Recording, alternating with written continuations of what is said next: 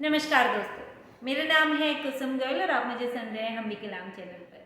देखिए, हम बहुत टाइम से साथ जुड़े हुए हैं केवीसी इंटरव्यू की जो हमारी प्रिपरेशन की जो जर्नी चल रही है उसमें एक दूसरे का सहयोग कर रहे हैं। मैं अपना जो एक्सपीरियंस रहा है केवीएस में टीच करने का या फिर दिल्ली गवर्नमेंट स्कूल में टीच करने का, वो आप सभी के साथ साझा करती रहती हूँ। सो फ्रेंड्स, देखिए, जो कोर्ट केस चल रहा था उसका फैसला आ चुका है। अब हमें इंतज़ार है तो बस केवीएसपीआरटी के रिज़ल्ट का, और जितना मुझे लगता है, जितना मैं एनालाइज कर पा रही हूँ, बहुत जल्दी रिज़ल्ट भी आ जाएगा। और उसके बाद फाइनल रिज़ल्ट जो हमारा इंटरव्यू होगा, इंटरव्यू भी बहुत जल्दी करवा दिया जाएगा, क्योंकि फिर ज़्यादा टाइम नहीं लेंगे। क्योंकि जो केवीएस है, संगठन है, उसको भी तो टीचर्स की ज़रूरत है, वो भी तो वेट कर रहे हैं। वहाँ भी तो बच्चे जो हैं वो वेट कर रहे हैं कि हाँ, हमारे लिए टीचर्स आएंगे। तो फिर डिपार्टमेंट खुद लेट नहीं करना चाह रहे इस चीज़ को। तो फिर जितना कोर्ट केस की वजह से जो लेट होना था, डिले होना था, वो हो चुका है। अब मुझे जितना लग रहा है कि बहुत जल्दी रिजल्ट आ जाएगा। अब अगर बात करें कि रिजल्ट जल्दी आ जाएगा, तो फिर देखिए, बहुत जल्दी आपको डेट्स मिल जाएंगी कि हाँ, आपका इंटरव्यू इस दिन है, यहाँ पर है। तो हमें इसके लिए प्रिपेयर्ड रहने की ज़रूरत है। कुछ चीज़ें हम, ऐसा नहीं हो सकता कि तभी की तभी हमारे अंदर वो डेवलप कर ले, क्योंकि स्किल्स हैं जो हमारे अंदर ओवर द पीरियड डेवलप होती हैं, आती हैं।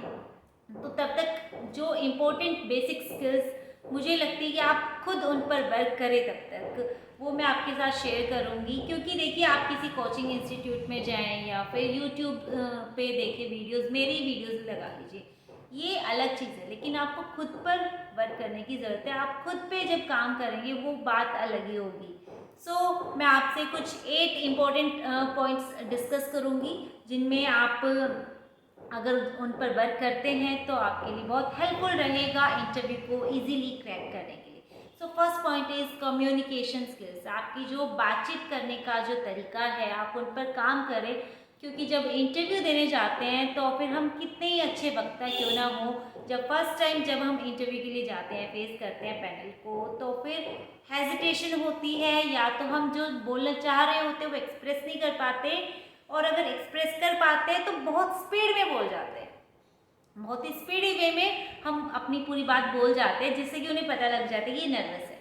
हमें इस चीज़ पर वर्क करना चाहिए, अपनी कम्युनिकेशन स्किल्स को इम्प्रूव करना चाहिए।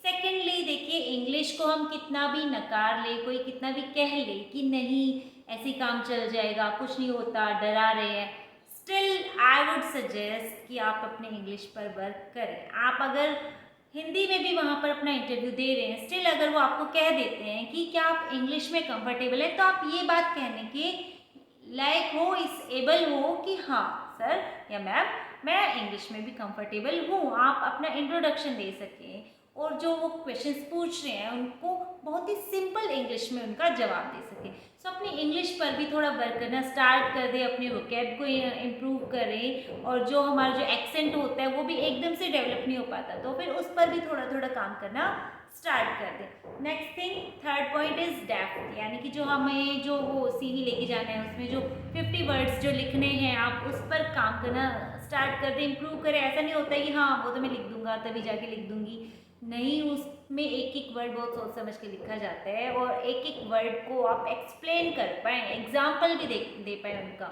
इस तरीके से आपको वो पूरा का पूरा पता होना चाहिए, तो फिर उस पर काम करें। वो 50 शब्द एक एक मोती की तरह आपको रखना है उसमें। Next fourth point is current affairs.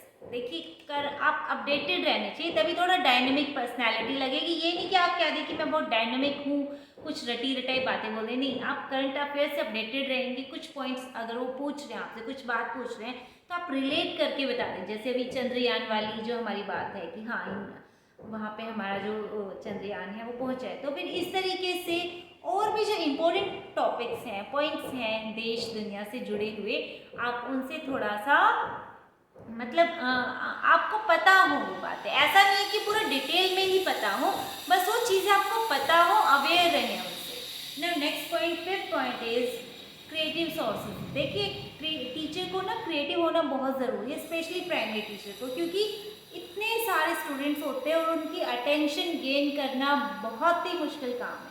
आप अगर टीजीटी पीजीटी की बात करेंगे तो उन बच्चों की अटेंशन आप गेन कर सकते हैं, इजीली गेन कर सकते हैं। बच्चों को अगर पता है कि आप एक अच्छे टीचर अच्छा पढ़ाते हैं तो बच्चे अपने आप आपको अपनी अटेंशन दे के पूरे ध्यान से सुनते हैं, समझते हैं। लेकिन जो छोटे बच्चे होते हैं ना, उनका वो मतलब तितली की तरह होता है, ये टिक के नहीं बैठ सकते, उनकी अटेंशन आप लंबे टाइम के लिए गेन नहीं कर सकते। एक लेसन को टीच करने के लिए आपके पास 10 से 12 ऐसे कुछ एक्टिविटीज़ होने चाहिए डायनेमिक, कि हाँ हर तरह के बच्चे का अटेंशन गेन कर सके और उनका जो इंटरेस्ट है वो कैप्चर करके रख सके, ज़्यादा बोरिंग ना हो। क्योंकि मेरे साथ क्या होता था कि मैं कितनी भी क्रिएटिव, कितनी भी इंटरेस्टिंग सी स्टोरी ले गई या फिर कोई एक्टिविटी ले गई, वो भी 5-7 मिनट, मैक्सिमम 10 मिनट के बाद तो क्या मजाल है कि बच्चे उसमें इंटरेस्ट शो कर दे, वो बोर हो जाएंगे।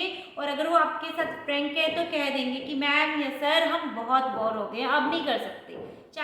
और स्टार्टिंग में आप देखेंगे उनको बहुत मज़ा आ रहा होता है, उसमें एंजॉय कर रहे होते हैं। सो क्रिएटिव सोर्सेज ढूंढे, अलग अलग सोर्सेज का पता लगाएं कि हाँ, और उनको देखते रहें। ऐसा नहीं है कि आपको टारगेटेड लर्निंग करनी है, नहीं, ऐसे सोर्सेज को सब्सक्राइब करके रख रहे जहाँ पे आपको लगता है कि हाँ ये क्रिएटिव कुछ ना कुछ यहाँ पे एक्टिविटीज़ डालते हैं या फिर कुछ ना कुछ ये क्रिएटिव एक्टिविटीज़ अपनी क्लास में करवाते हैं। जैसे कि ट्विटर पे बहुत सारे फेमस टीचर्स हैं, उनको फॉलो कर लीजिए। इंस्टाग्राम पे है काफ़ी सारे, इंडिया के भी और आउट ऑफ इंडिया के भी काफ़ी सारे टीचर्स हैं जिन्हें मैं खुद फॉलो करती हूँ। उनकी एक्टिविटीज़ देखती हूँ कि वो हाँ कैसे कैसे अटेंशन गेन करने के लिए क्या क्या एक्टिविटीज़ कराते हैं या फिर उनको रिफ्रेश करने के लिए क्या क्या एक्टिविटीज़ कराते हैं, उनमें हार्मनी डेवलप करने के लिए क्या क्या एक्टिविटीज़ कराते हैं। तो फिर आप ऐसे सीख सकते हैं। और मुझे बहुत अच्छी लग रही होती है उनकी एक्टिविटीज़ की, और कुछ करना भी नहीं होता। मान लीजिए सिंपल क्लैप की, हाँ 1 2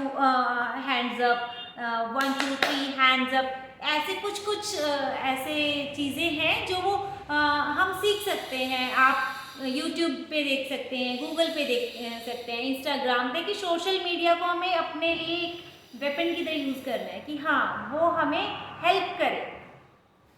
next one is revise your basics. देखिए बेसिक्स एक बार रिवाइज कर जाएं, स्पेशली जो इम्पोर्टेंट है, जैसे कि आरटी हो गया और जो हमारी एनसीईआरटी की बुक्स हैं एक बार उनसे गो थ्रू हो जाए। और जो हमारे जो मेन थ्योरीज हैं, प्लेवे मेथड हो गया, टीचिंग मेथड्स हो गई, टीचिंग स्ट्रेटजीज हो गई, मोटिवेशन के लिए क्या क्या, रीइंफोर्समेंट के लिए क्या क्या, ये चीज़ एक बार रिवाइज कर लें। Next one is problem based question. ज़्यादा से ज़्यादा प्रॉब्लमेटिक क्वेश्चन जो होते हैं, प्रॉब्लम बेस्ड क्वेश्चन जो होते हैं, सिचुएशन बेस्ड क्वेश्चन जो होते हैं, उनके बारे में सुने समझिए, उन पे आप खुद ब्रेनस्टॉर्म करें कि क्या क्या हो सकता है, क्या क्या आंसर्स हो सकते हैं। और देखिए चैट जीपीटी जो है, एक आप गूगल करेंगे चैट जीपीटी पे तो फिर वहाँ पे एक ही क्वेरी के इतने सारे सॉल्यूशंस बता देगा। मान लें उन्होंने 5 बताए, आप उस पर अगर लिखेंगे ना कि tell me more solutions for this, तो उस पर और सॉल्यूशंस निकल के आ जाएंगे। तो आप चैट जीपीटी का ज़्यादा से ज़्यादा यूज़ करके देखिए अपने फ़ायदे के लिए। और last but not least your hobby. देखिए हॉबी मोस्टली पूछ ली जाती है, क्योंकि इंटरव्यू पैनल के पास भी क्या ही क्वेश्चंस होते हैं, उन्हें भी सोचना पड़ता है। आप खुद सोचिए, अगर आपको इंटरव्यू लेना होगा तो आपको भी तो रेडी होकर जाना पड़ेगा कि हाँ मैं ऐसे 1000 क्वेश्चन पूछ सकूँ। तो हॉबी तो जनरली पूछ ही ली जाती है। तो फिर हॉबी पे भी वर्क करें कि हाँ हमने हॉबी बता तो दी है, लेकिन वो चीज़ हम उनको दिखा भी पाए कि हाँ वो चीज़ एक्चुअल में मेरी हॉबी है, मैं इसको इतना पैशनेटली करती हूँ या करता हूँ, उसको मैं अपनी टीचिंग से भी कैसे कनेक्ट कर सकता हूँ या कर सकती हूँ।